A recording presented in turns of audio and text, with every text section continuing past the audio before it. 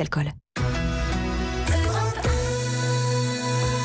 La France Bouge se poursuit avec vous, Raphaël Duchemin, et avec la solution du jour d'Elisabeth Assayag, une solution intelligente pour préparer les enfants à la nouvelle technologie. Et oui, pour apprendre le codage, figurez-vous, à des enfants dès l'âge de 3 ans, c'est possible grâce à Coloris. Elisabeth, c'est donc la solution. Oui, Coloris, c'est une méthode d'apprentissage du codage. Le codage, c'est la programmation informatique. Pour faire simple, c'est parler à son ordinateur dans sa propre langue d'ordinateur afin d'exécuter un programme.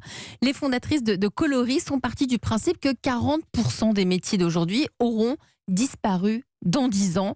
Et les enfants âgés de 0 à 6 ans ont cette capacité, ce cerveau disponible pour apprendre des tas de nouvelles choses pendant cette période. Alors pourquoi ne pas initier nos enfants dès le plus jeune âge à s'adapter à un autre environnement en leur apprenant un mode de pensée logique? Et c'est ce que vous avez fait. Bonjour Perrine Le Gall. Bonjour. Merci d'être avec nous. Vous êtes la cofondatrice de Coloris. Alors comment ça vous est venu cette idée de Coloris ? Alors Coloris, c'est avant tout une belle rencontre. J'étais à l'époque experte dans le digital dans une grande entreprise et je m'interrogeais sur la place grandissante du numérique dans nos métiers, mais aussi à la maison. Alors forcément, quand je suis devenue maman, je me suis interrogée sur comment élever ma fille pour lui permettre de grandir dans un monde qui, au final, est de moins en moins adapté aux tout petits. L'exemple le plus flagrant, ce sont les écrans. Je vous invite à lire un article qui est paru dans le Figaro ce matin à ce sujet. Les écrans sont à proscrire chez les petits, sauf qu'on ne va pas se leurrer, nous adultes, on les utilise beaucoup, il y en a plein à la maison, alors comment on fait ? Et donc Coloris est né.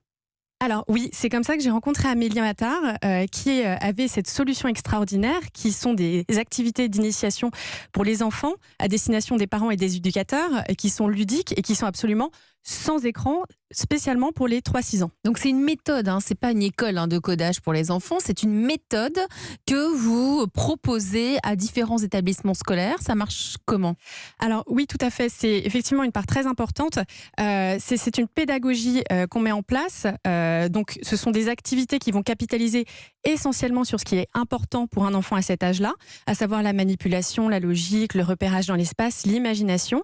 Et on souhaite vraiment le diffuser au maximum, notamment au travers de la formation, parce qu'on estime qu'en allant à la rencontre des enfants plutôt qu'en les faisant venir chez nous, ça nous permettra de nous adresser à un maximum d'enfants et leur permettre de tous partir avec les mêmes chances dans la vie et de tous partir avec le même niveau d'information et peut-être, qui sait, de combler le manque de profils féminins et issus de milieux défavorisés dans les métiers du numérique demain.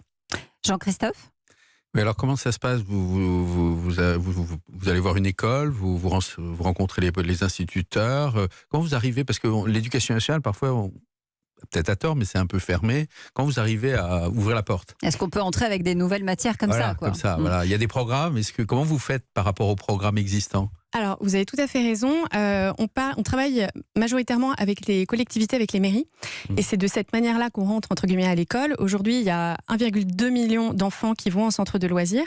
Donc, on travaille essentiellement au centre de loisirs. Donc, soit par le biais, effectivement, de la formation des éducateurs, soit en nous déplaçant nous-mêmes avec nos animateurs qui animent des ateliers directement chez nous. Donc, ça devient une activité extrascolaire ? Tout à fait. Ce n'est pas dans le cadre de l'école ? Alors, notre souhait, et que ça rentre dans le cadre de l'école, on forme des instituteurs qui viennent chez nous se former de manière volontaire et qui ensuite utilisent Coloris dans leur classe. Donc ça se fait effectivement déjà.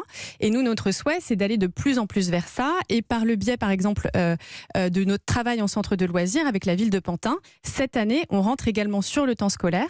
Donc on fait du Coloris sur le temps périscolaire et la ville de Pantin, nous faisant confiance, nous permet aussi de rentrer en classe dans certaines de leurs écoles cette année. J'ai à la main un grand quadrillage renseigné pour Mosaïque. Qu'est-ce que je fais avec ça ? J'ai une suite de 0, de 1.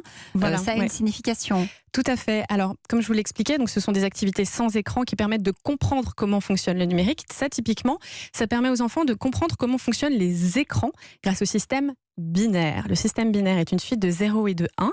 Et en proposant aux enfants de discriminer les 1 sur cette petite plaquette, on fait apparaître un dessin. Vous avez l'exemple, la correction à côté. Qui est juste là. Voilà. Ce qui leur permet de comprendre comment fonctionnent les pixels qu'on voit plus du tout aujourd'hui sur les écrans. Et ainsi, ils comprennent comment fonctionnent les écrans que leurs parents ont à la maison, par exemple. Vous avez déjà des retours, des résultats par rapport à ce que vous enseignez, par rapport à vos formations ? C'est les tout petits. Alors oui, ça se passe très bien avec les enfants qui adhèrent beaucoup pour une raison simple déjà, c'est qu'entre 3 et 6 ans, il y a très peu de choses qui sont proposées aux enfants, notamment dans le cadre du périscolaire. Donc ils sont hyper contents qu'on leur propose des activités. Ce sont des activités qui sont ludiques, qui sont toujours très esthétiques et qui fonctionnent de manière autonome. Donc les enfants sont très contents de pouvoir réussir par eux-mêmes aussi à faire leur activité. Et au-delà, donc sur tout ce qui concerne la robotique, la technologie, etc., c'est des notions qu'ils connaissent. Donc quand on va leur parler de robots, ceux qu'on leur présente, souvent, ils les connaissent déjà. Donc ils sont très avides de savoir comment ça fonctionne. Et on leur propose aussi notamment de programmer un petit robot qui s'appelle Cubetto. Et ça, ils adorent parce qu'ils comprennent au final comment ça fonctionne.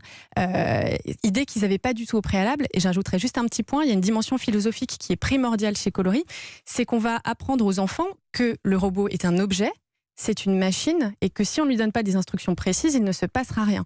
Ce qui n'est pas du tout évident pour un enfant de 4 ans qui arrive dans un atelier coloré et qui va dire au robot « avance, recule, va à droite ». Quand on lui explique qu'un robot est un objet, il va pouvoir de cette manière-là prendre un recul qui est très important. Dommage que ça s'arrête à 6 ans. Ah, pour l'instant, on verra peut-être un jour. Bon, revenez nous le dire alors. Ça s'appelle Coloris. Merci d'être venu nous Merci parler de de m'avoir cette accueilli. solution pour nos enfants à partir de 3 ans, le codage sans écran.